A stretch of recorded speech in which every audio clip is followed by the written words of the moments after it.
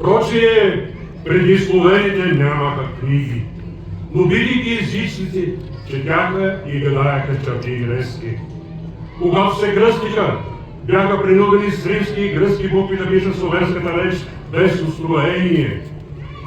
Но как може да се пише с гръцки букви Бог, или живот, или зело, или црейк, или чаяние, или широта, или яд, или ондом, или юност, или язик и други тям подобни.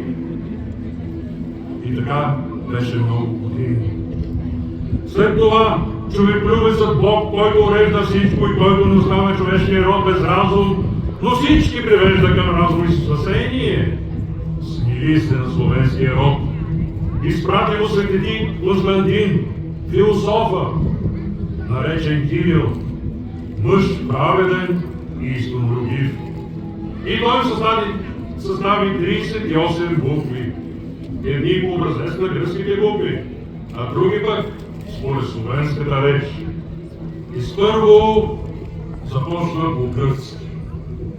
Те прочие казват алфа, а той аза. От А започват и двете азбуки.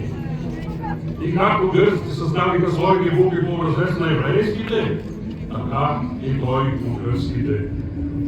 Първата буква по евреите е Алеф, което се рече учение. Като се завежда от началото детето на училище, казва му се учи се. Това е Алеф. И гърците, продължавайки на това, казваха Алфа. И така се пригоди този еврейски израз към гръцки език, че казват на детето Алфа, което значи на гръцки търси. Търси учение.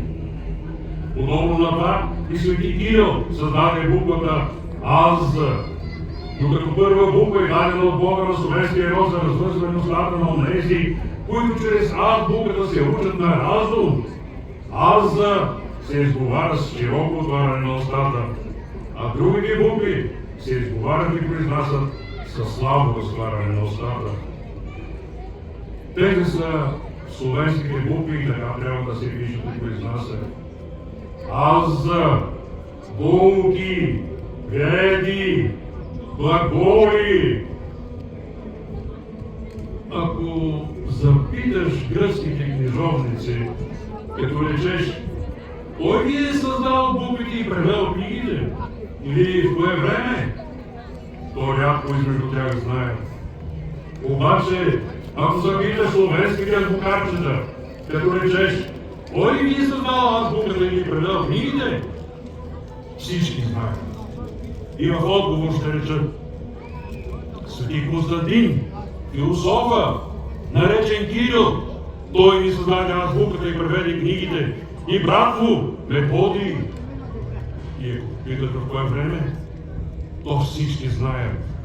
И ще рекат, че през времето на гръцкия цар Михаил и на Бориса, българския княз, и на Коцел, Блатенския княз, в годината 6363 по създаването на света.